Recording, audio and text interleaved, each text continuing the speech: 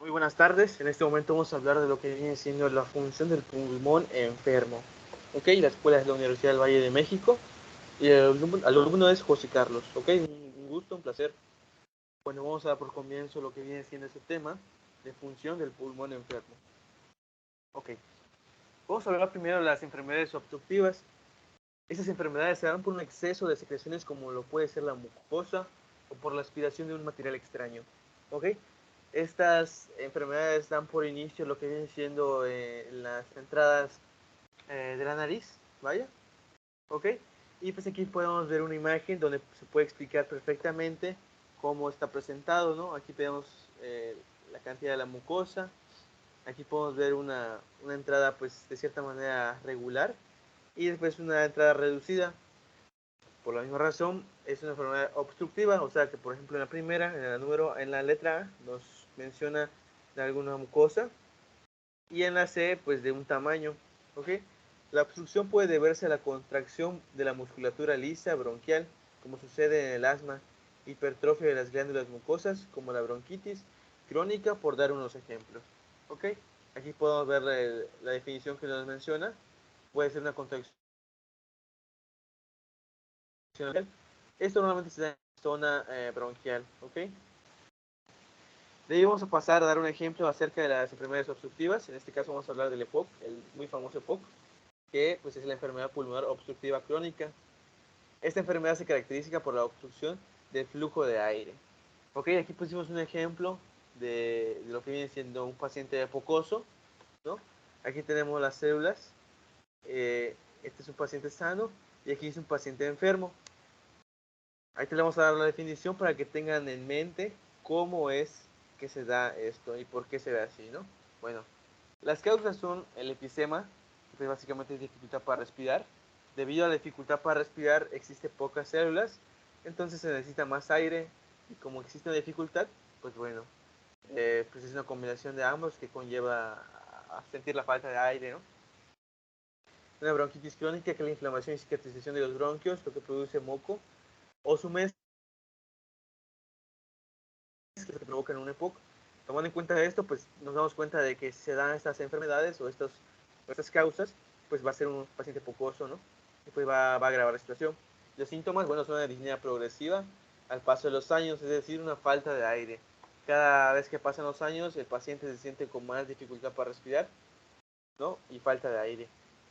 Tos crónica, es decir, va a ir progresando esta tos. Menor tolerancia al ejercicio, pulmones hiperinflados y deficiente intercambio de gases. Todas estas van a ser causas y síntomas del EPOC. Recordemos que el EPOC, como su nombre lo dice, es una enfermedad crónica. El tratamiento, pues bueno, si eres una persona que fuma, el primer paso a realizar es dejar de fumar, evitar exposición a contaminación profesional y atmosférica. Es decir, profesional de fábricas y atmosférica, pues bueno, por ejemplo, el humo o el dióxido de carbono de las calles, etcétera, etcétera. Uso de bronquiodilatadores. En casos más severos se realiza una cirugía para la reducción del volumen pulmonar. ¿Ok? Aquí podemos ver un señor, un paciente, con un bronquiodilatador, ¿no? Para que él pueda respirar de manera correcta, ¿no? Debemos pasar a las enfermedades restrictivas. Las enfermedades restrictivas son aquellas en las que se limita la expansión del pulmón a causa de alteraciones del parenquima pulmonar o de enfermedades pleurales de la pared torácica o afecciones neuromusculares. ¿Ok? Esas enfermedades van a ser restrictivas porque eh, se derivan de algún problema, ¿no? En la caja torácica muscular o neuronal. Bueno, de manera más coloquial se puede definir a las enfermedades restrictivas como deformidades torácicas que dan como resultado un acoplamiento ineficiente entre los músculos respiratorios y la caja torácica. Básicamente es el funcionamiento ineficiente, ¿no? De ciertos músculos de la respiración o igual neuronas, ¿no? Aquí tenemos un ejemplo de lo que viene siendo. Es una pared torácica normal, un efisema y una fibrosis. Una fibrosis recordemos que es una cicatrización, lo que provoca un ensanchamiento y generación de mucosa, ¿no? Y el efisema pues es falta de aire. Aquí podemos ver una entrada pues poco extensa, la cual permite el poco paso de aire, ¿no? De oxígeno. Un ejemplo de estas enfermedades sería la neumonitis por hipersensibilidad, también conocida como alveolitis alérgica extrínseca, es decir, que se da por diferentes motivos, ¿no? Se desarrolla como resultado de la inhalación de polvos orgánicos. La exposición suele ser ocupacional o intensa, pero puede presentarse como respuesta a antígenos en el hogar. Básicamente es por alguna inhalación, ¿no? Que pues puede afectar a la persona, ¿no? Porque es hipersensible, por eso se llama neumonitis por hipersensibilidad. El pulmón de granjero por esporas de Actinomyces, que es básicamente es un hongo, ¿ok? Termófilos de heno, mohoso, ¿no? Pulmón de criadores de aves causado por antígenos apícolas en plumas y excremento, así como pulmón de los acondicionadores de aire. Eso se da, pues bueno, porque la persona es hipersensible a esto y lo hacemos susceptible a presentar alguna enfermedad. Los síntomas, pues por lo general es una disnea de manera progresiva, fiebre, escalofríos y tos, ¿ok? La disnea es la que va a ir agravándose poco a poco, fiebre, escalofríos y tos, de igual manera van a ir apareciendo de manera paulatina. El tratamiento más importante del tratamiento de pues, esta enfermedad es eliminar o evitar el antígeno causativo, es decir, que a ti te afecte lo que viene a ser el actinomyces, termófilos de henomocoso, pues bueno, tienes que dejar de interactuar con esta bacteria, ¿no?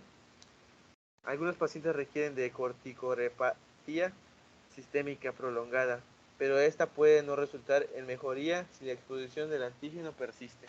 Es decir, tú puedes realizar o ayudarte de alguna corticoterapia sistémica, pero si tú no te retiras la exposición, que es lo que más te afecta, la enfermedad va a continuar.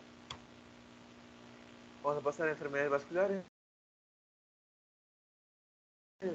Se presentan cuando el pulmonar se acumula de líquido de manera anómala en los espacios extravasculares y tejidos de pulmón. Es una complicación grave de diversas cardiopatías y neumopatías y puede ser potencialmente mortal. Aquí igual entra lo que viene siendo enfermedades infecciosas. ¿Ok? Aquí tenemos un ejemplo de congestión del espacio perivascular de un vaso sanguíneo pulmonar pequeño por edema intersticial. ¿Ok? También se aprecia edema alveolar. Aquí podemos ver el edema, que viene siendo básicamente rojo, y pues bueno, una congestión en el espacio, ¿ok? Existe demasiado tráfico, pues bueno, en el vaso sanguíneo, ¿ok? Por lo que, pues bueno, presenta una enfermedad vascular que, pues como su nombre lo dice, enfermedad de la sangre, ¿ok? En los tejidos conectivos. Un ejemplo de esta enfermedad es la embolia pulmonar. La embolia pulmonar se presenta cuando los trombos se forman en las venas grandes y viajan a los pulmones donde se alojan y dificultan la circulación pulmonar. Básicamente es una coagulación sanguínea que evita que llegue sangre hacia los pulmones, por lo que no se puede realizar o concentrar un dióxido de carbono. Y pues bueno, se relacionan con morbilidad y mortalidad significativas. Puede ser un reto reconocerla y es decir, personas que presentan una embolia pulmonar son muy susceptibles a la mortalidad. ¿Ok? Síntomas. La presentación o cuadro inicial depende considerablemente del tamaño del embolo y del estado cardiopulmonar previo del paciente. Es decir, si el paciente fue una persona deportista, tendrá cierto beneficio, ¿no?, para la recuperación, pero si es una persona sedentaria va a ser muy complicado. Lo que vienen siendo los síntomas se van desarrollando dependiendo del grado de embolo o el estadio de embolo que presente el paciente, ¿no?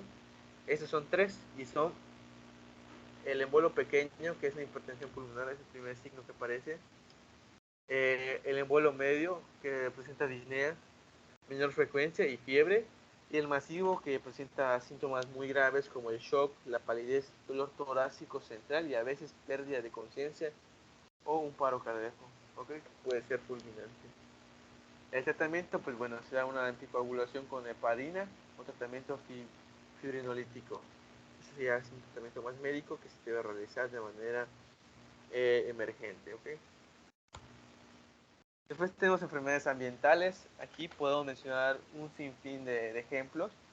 Por ejemplo, estar en contacto con alguna minería, eh, el dióxido de carbono de los carros, el smog de algún cigarro, ¿ok? Todo eso involucra pues, una enfermedad ambiental, de igual manera infecciones, ¿no?, por la humedad, ¿no?, los gases, todo eso conlleva una enfermedad ambiental. Aquí podemos ver una imagen donde nos menciona cuáles son las principales fuentes de contagio y cuáles son los tipos, ¿ok?, que existen. Ok, muchas neumopatías laborales e industriales se deben a la inhalación de polvo, sea polvo, gases, sustancias, etcétera.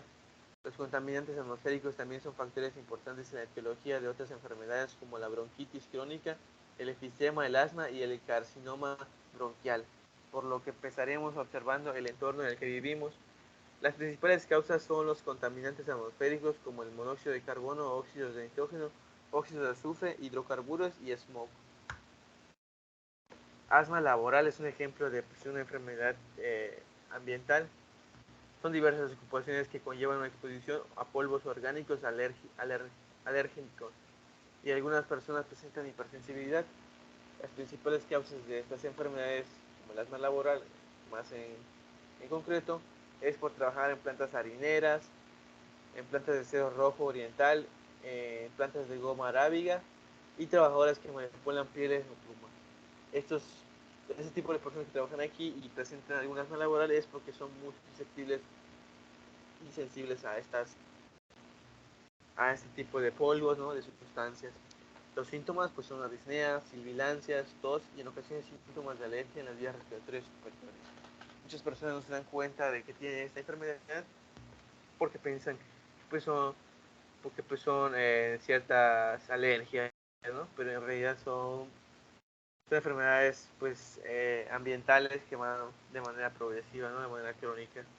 El tratamiento pues es una obstrucción irreversible de las vías aéreas que aparece después de meses o años de sensibilización a un alérgeno que se encuentra en el lugar de trabajo. El principal tratamiento para eso es alejarse de todo ello. Okay. Si el paciente que presenta esto se aleja de lo que lo hace mal, va a poder recuperarse, ¿no?, de manera óptima, obviamente con algunos medicamentos, ¿no? Pero pues bueno, ese va a ser el principal tratamiento. Pues bueno, eso sería todo de mi parte. Muchas gracias por prestar atención. Hasta luego.